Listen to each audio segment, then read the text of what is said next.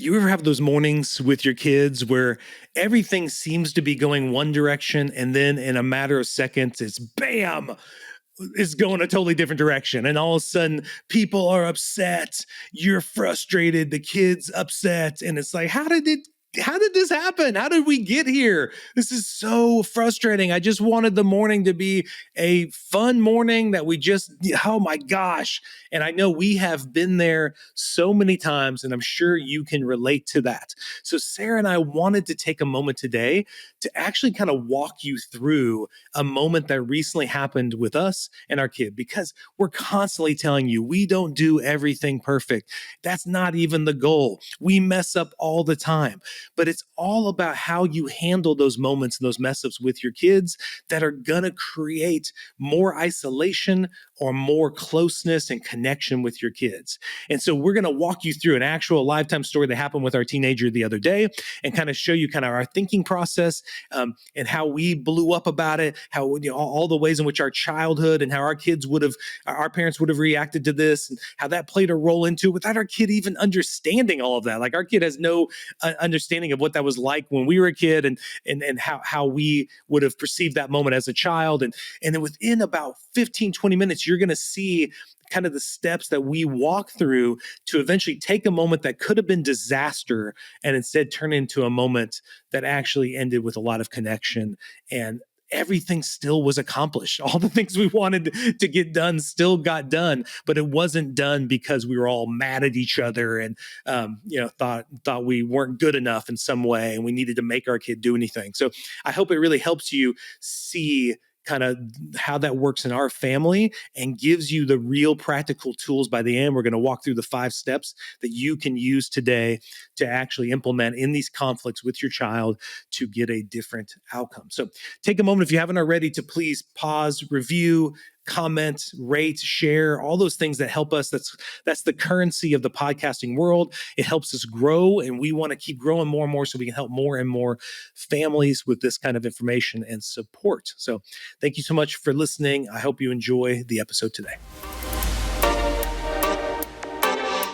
Welcome to the Art of Raising Humans. The Art of Raising Humans is a podcast designed to support, equip, and encourage parents on how to create long-lasting, deeply connected relationships with their kids that's free from fear and shame. Come join us on the journey.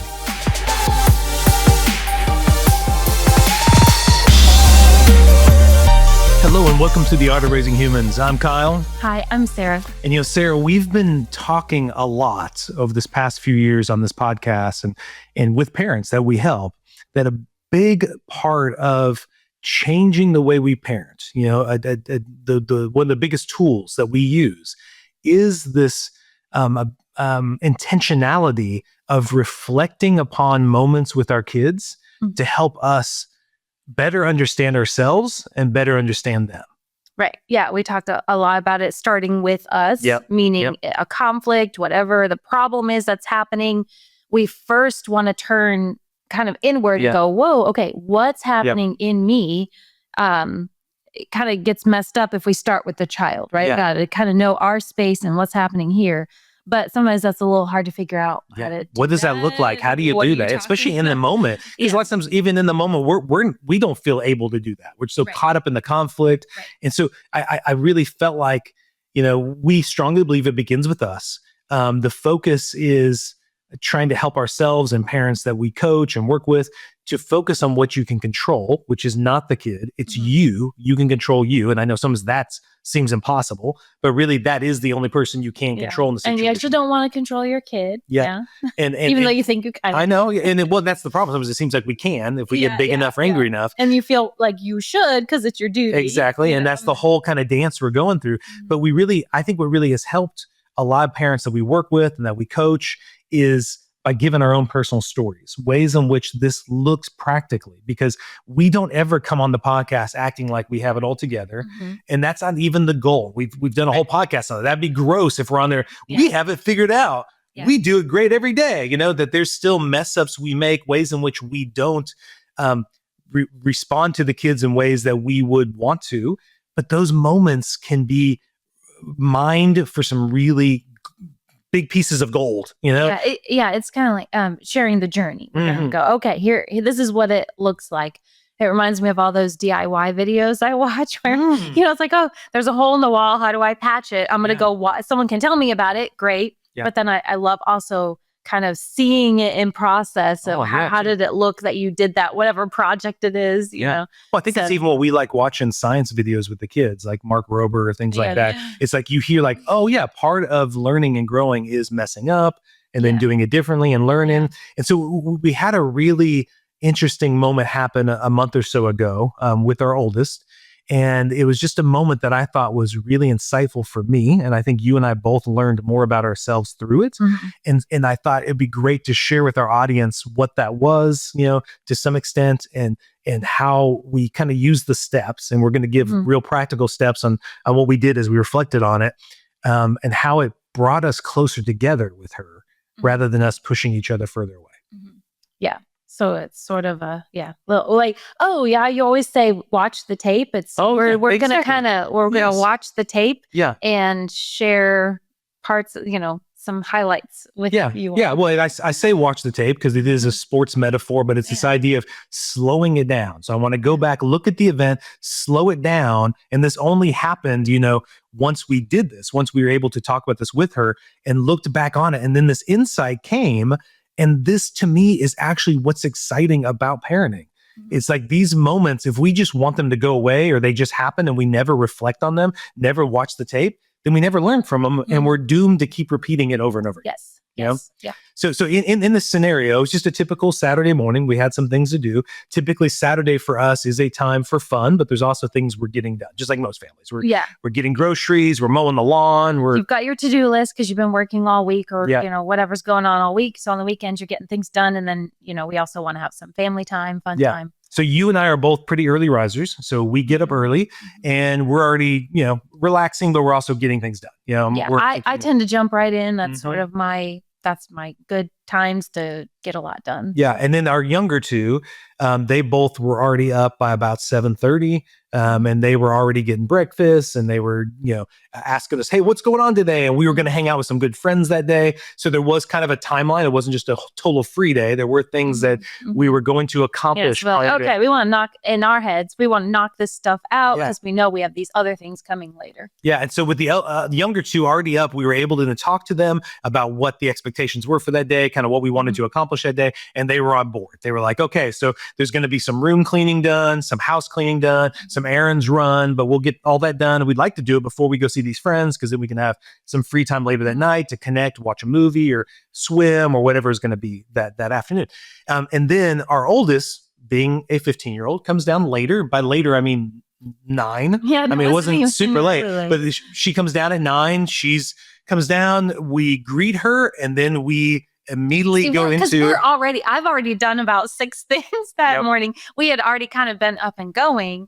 And so, of course, we are jumping right in with her. Yeah. And so we immediately come in and like, hey, just so you know, here's what's happening. Here's what we want you to accomplish today. We've already had our coffee. We're going. Yeah. And if you're listening and you have a teenager, how do you think that went? How do you think she responded to that?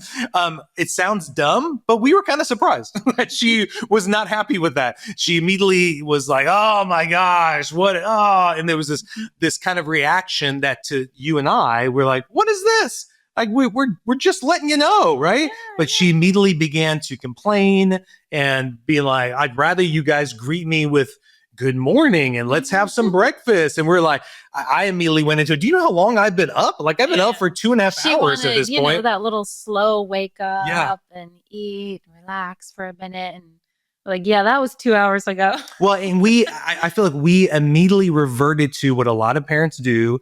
In my mind, I'll share my own experience, but my experience was like, have we not taught her better than this?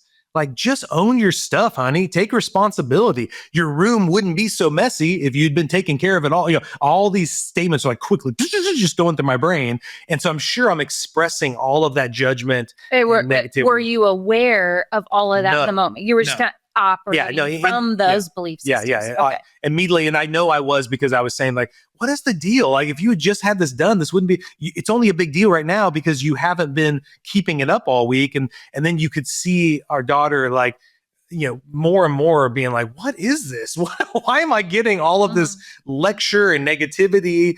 And of course, she wasn't giving the response I would have preferred, which was just, thanks, guys.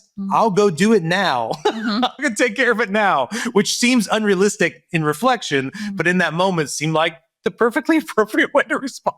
Well, and then you and I had already, because we were both on the same page with this plan going.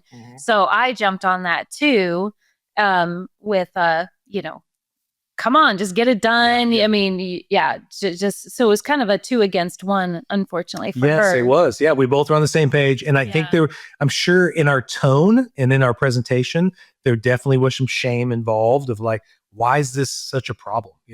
How come you're making this so difficult? Buck up, buttercup. That's right. Yeah. like, well, I'm not the one that came down at 9 o'clock. If you were up earlier, we could have got this all done. Right. Yeah. So some of that shame stuff. Now, what I really appreciate about our daughter is she didn't just she could have kept escalating, and kept getting more mad at us. She was frustrated, but I felt like if I was going to give it a number, I think she probably stayed at like a 5 around there. And I think you and I, for the most part, I started to become, so once again, I'll speak to my own experience. I started to be more aware as she stayed relatively calm in this moment, which helped me. And then I was able to be like, okay, Kyle, I can feel, and I'm doing this on video. If you're watching us on YouTube, if you're not watching us on YouTube, you should. But I'm closing my hands. I could feel my body definitely being more closed off. I could feel there was a tenseness in my voice. There was this my thoughts were definitely in a negative space. Everything she was saying, I wanted to counter with an argument, but I definitely not physically, but in a metaphorical way, my hands were closed. I was not open to her perspective. I just wanted her to accept my perspective and then go accomplish the task. I was feeling in the middle of this kind of tug of war going on inside. I remember looking at her thinking, the fear that was rising up in me is, this is what everyone's afraid of, that you're going to have fragile kids who can't do anything, so I could feel that coming up in me, but then this war was going on inside of me that going, no, wait, don't believe that way. But yet that fear is still there, so I kind of was, we're going along in the conversation. You know how this stuff goes. You're sort of aware, but yet not really aware. It's not, maybe if you take a break and really unpack it, but in the heat of the moment, you're having the conversation. So you're just kind of aware of this fear rising up and that I'm speaking from that fear. Yeah. And then my internal belief system would have been, it doesn't matter how you feel. You just do the thing. It doesn't matter how you feel, because that would have been the message that I really, as a child, kind of internalized. You just move forward, you get the task done. It doesn't matter what you think, what you feel, what's going on with you. Preach it, Sarah. Yes, that's right. You do the thing you've been told to do. Yeah, you do. So I was kind of semi-aware of that stuff. And then when you have that rising up in you, it's a little hard in the moment. You kind of have to go, okay, wait, what am I practicing here though? What am I doing a little different? And we have this wiring in our brain, right? The software, it's going, the program's running, and it can be really hard to halt that program and go, no, I'm starting this, I'm doing this program, and work on doing that wiring, especially when that fear rises up, that this is going wrong, this is going to turn out badly, my child isn't going to make it in life. You start spiraling kind of with where you believe this may go. That was good. I bet a lot of listeners can resonate with that feeling. And as you said it, I did think that too. It's like, oh my gosh, we just ask you to go organize your room. I know, it's like, not even that bad. That's the end of the world. And in my head, I was thinking, it's not even that bad. Yes. You've got about 20 minutes worth of work up there. Yeah. And you mean get over it. It's like, what? I don't care what you feel like. Get it out. So all those things are popping in my head too. That was really well said. And then that led to us moving in from the kitchen where we were at and then into the living room. And then she sat down, we sat down. And I remember she started sharing something that I hadn't thought about. Because in that moment, all my mind was like, Sarah and I, we don't give into this. What have we modeled? We've modeled nothing but get the job done. We're not raising a kid who can't handle, what have we been teaching her? So this, in my thoughts, we've modeled this in a good way. What's missing in her mind? How come she's not connecting. So we have maybe a little of this awareness of what's behind it, but the words coming out of our mouths were pretty much still from those belief systems and those feelings. And being bred by the frustration, irritation. So we weren't quite really operating from this awareness and doing something with it. I think it was kind of floating around for both of us. And we're having that wrestling match. Well, it turned into an interesting thing where she was like, don't you guys get frustrated or get annoyed of doing these things like dad mowing the lawn? No, I don't actually. I feel fine. I don't let myself feel it. I know. I told her I could let myself. How would that help me? If I did that, then I'd just be upset the whole time. I'm not going to do that. I'll find ways to enjoy. So I feel like at first, Sarah, I was thinking, oh, this is a moment to tell her how we do this, how we walk through it. And I thought it was going to be a teaching moment for her. Yeah. Right. But then she said something very interesting where she said, it's actually, I feel kind of lonely that you guys don't ever seem to get mad about this stuff. You guys don't ever, you just get the job done. Mom, you look all happy as you're doing. And dad, you just look like you're enjoying mowing the lawn. And so she's like, I don't feel like you guys I can ever live up to that. I feel like I'm always going to disappoint you because you guys have it all together. And I thought, dang, that's not what I'm trying to tell her. And I think when she said that, I saw this shift kind of happen in you. I saw you kind of soften, and it felt like you were kind of connecting with that feeling that she had. That maybe something inside of you had felt that at some point too, and you were resonating with that with her. Well, because I immediately thought of all the times I have done things with you that I didn't want to do, and I did complain about them.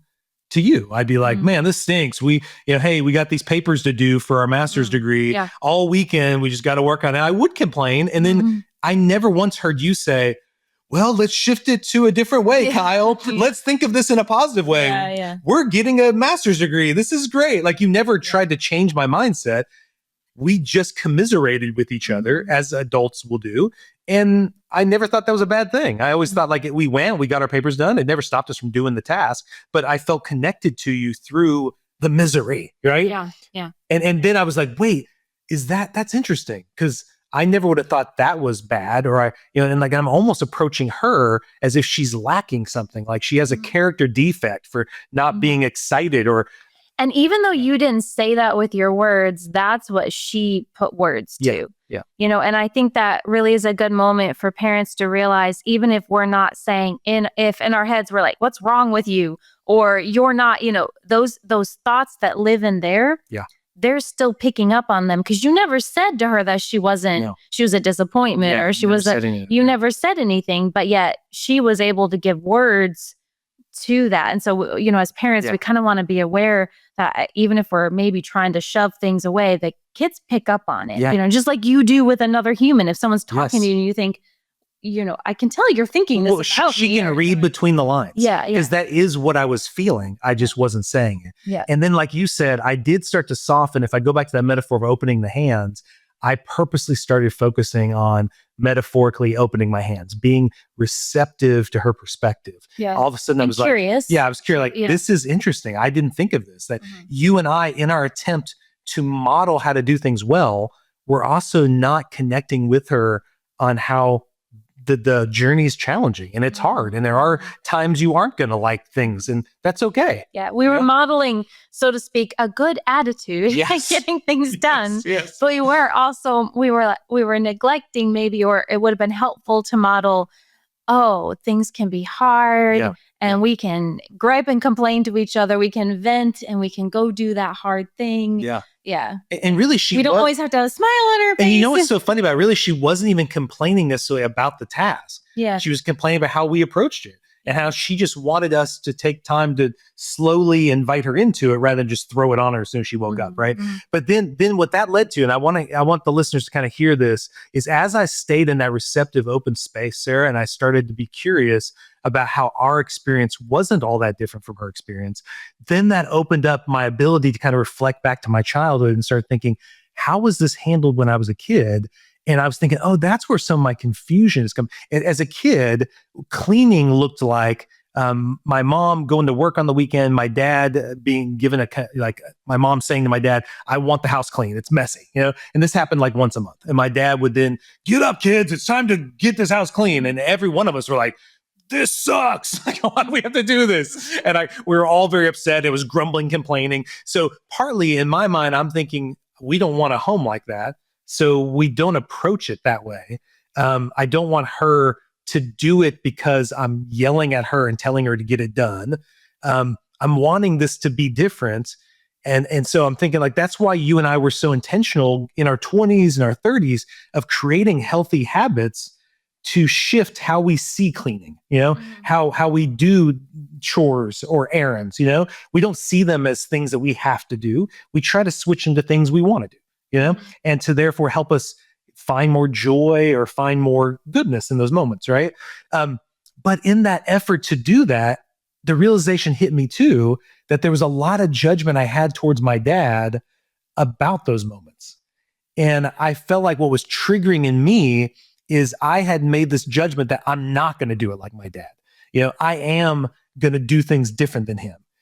And yet in this moment, I was actually talking to her in a very similar way to my dad would have spoken to me. Yeah, because you repeat those same voices come up for you again, because that little child is still you, right? When we always hear about the inner child, that we don't just turn 18 and ditch the kid. Those voices, those messages, that wiring, however you want to say it, it's still there. And you were operating from that. I know my wiring was, it was a fine-tuned machine in my house. We did get up and clean, and it was really beautiful. It wasn't a terrible thing. But in that, I wouldn't say my takeaway was also, it didn't matter if I didn't want to do it. My feelings didn't, I was like, oh, if I had a feeling of, oh, I don't want to do this, it was just like, shove that down. Instead of being able to give voice to it, that my takeaway was, okay, I just need to be quiet, be good, go get the thing done. Push through it. And so then I look at her and think, why aren't you just being quiet? Just get it done. Who cares how you feel, right? Because our feelings don't matter, right? And it's so the task, get it done. And make things easy, right? Because I kind of sometimes will operate from just make things easy, things easy. And so I was kind of speaking from that inner voice inside of me. Well, and also on top of that, I'm thinking too, there was some time in my teenage years where my mom was having to work several jobs and my dad was unemployed. And so I had this judgment on my dad in my mind, in my kid mind, that he was being lazy and he wasn't keeping the house clean. So in my mind, part of being clean and a clean husband, to organize my stuff. And I didn't want to be that way. I never wanted you to see me as a person who was not clean and organized and had my stuff together. So there too, there was this, I was trying to tell, once I was able to see this and this came to me in this conversation, it was almost like I started completely unaware. Then it was like I was able to almost have this backup out of body experience where I kind of watched myself a little bit and we're like, what are you doing?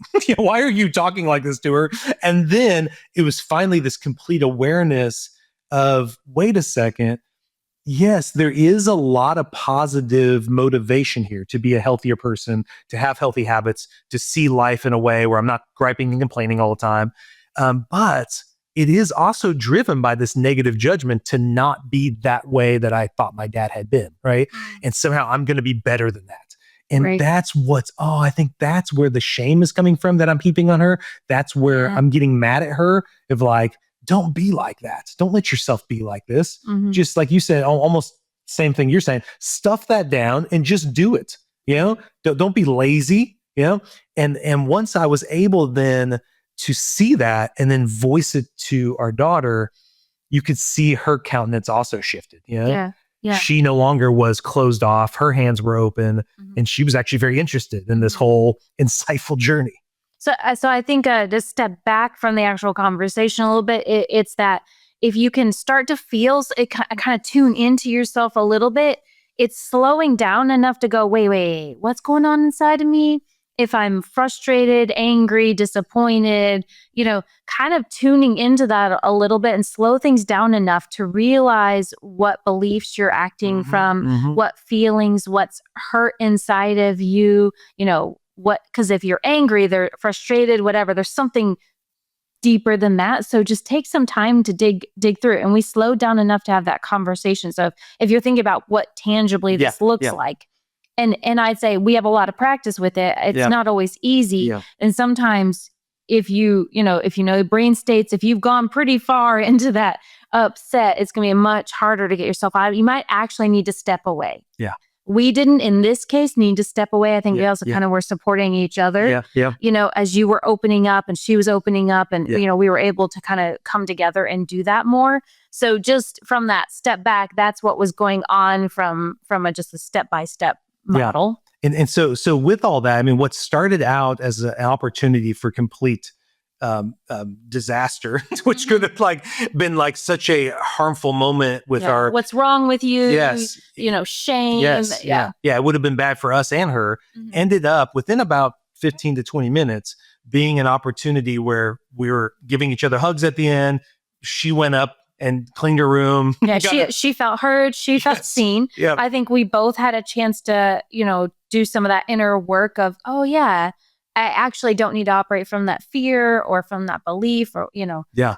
And I was actually at the end, I said to her, thank you for sticking in that. I really appreciate that. It would have been easy for you at any moment to just be like, I'm out. I don't want to be a part of this conversation where both of you are teaming up and basically saying I suck in that moment with not so many words. But I thanked her for sticking in it. And then I thanked her for allowing me the opportunity to come to that realization of this thing I hadn't thought about, this thing that I had just prided myself on.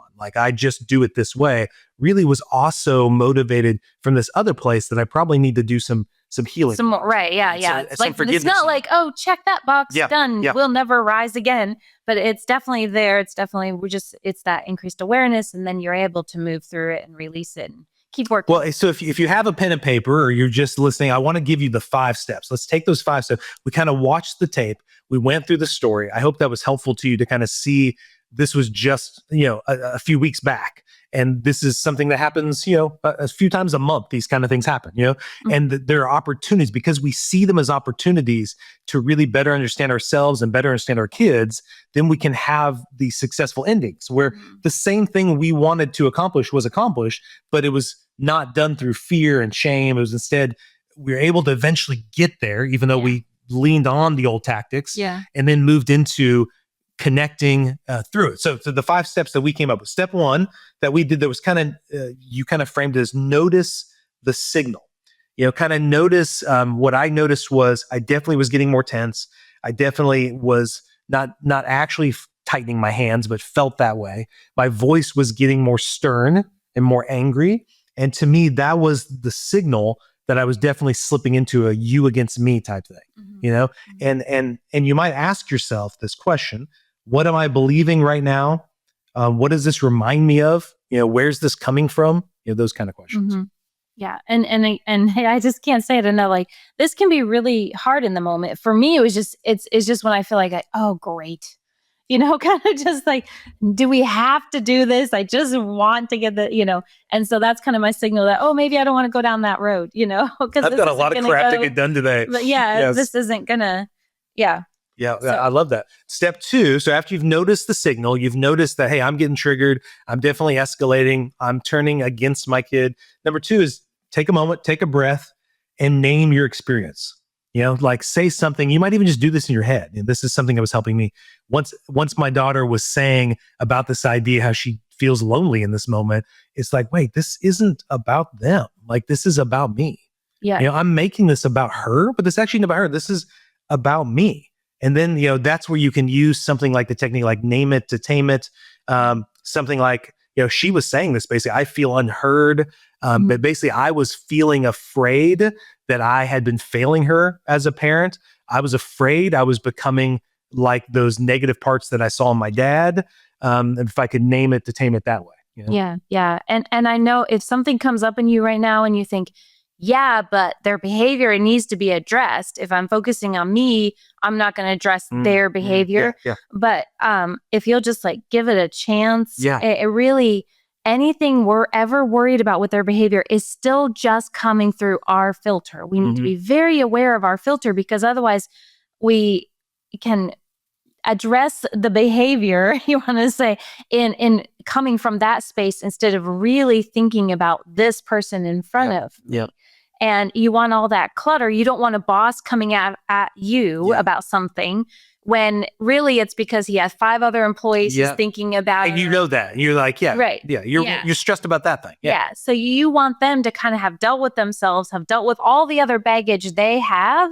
And so then, because I guarantee you you will approach the child and the situation differently than if all of that is there. And just knowing, if I can look at it and feel one way and then bring 3 other parents in the room and they'll have completely different reactions to the same thing, it's telling me it is about me. Yeah. So. Well, and also you want your kid to learn how to take responsibility for their own behavior instead of blaming you for it. So in the same way, we want to model that to them. Yeah. So step 3 is reparent yourself in the moment. So what does that mean? Well, it means give yourself some compassion. Imagine speaking to your younger self. And that is kind of what I was doing. I was thinking like, what happened to me in these moments? And you were saying that too. What was it like when we were asked to clean? And kind of tell yourself, it's okay to feel this way. You are safe now. You're not being attacked. You don't have to give into fear in that moment, but you want to be able to just give to your child what you wish you would have been given. Yep. Okay. And number 4, lead from calm and not control. So that's eventually what we were able to do. Is I was definitely out of control. I was letting my emotions take over the car, kind of driving the wheel. And I was just a passenger watching my frustration, anger take control. But once I was able to sit down and really listen, and like guys, a lot of times for all the listeners, if you take a moment and shift from winning this argument or being right and just seek understanding, you'll find sometimes this calm naturally starts to happen because now my approach is different. So I started to calm down because I started to get curious. And that helped me then reflect, and that kind of slowed it all down, and I wasn't going so fast. So you're going to shift from reaction to curiosity. Maybe ask your teenager, can you help me understand what happened? And avoid blaming. Instead, seek clarity, seek connection. And this is where, and it's do another little, if you have something coming in and goes, oh no, then the kid just gets away with everything. That's not what happens in this scenario, because it ends with, like you said, the 2 words that jump out is you maintain connection, and then 2, you lead. So you lead with connection. So did the task get done that we needed to get done? Yep. But we were able to stay connected instead of it being do this or else or that, or everyone's got angry, upset feelings. There's big, disruption in our relationship. The rest of the day could go crummy, whatever. None of that took place because of this walkthrough, and that we were able to do these things while maintaining connection. So it doesn't slip into permissive parenting. And so it doesn't. And so if there's a piece of you, because I know a lot of us I think, but just to kind of. But I want to add to that, Sarah, that step 5 is set limits with empathy. And because of what we did, she was also able to set limits with us, in the sense of like, she was able to say by the end, we were like, well, hey, we still want the room done. And she's like, yeah, I'm going to go up and get that done now. Okay, we want it done before lunch. Okay, cool. So we set those limits.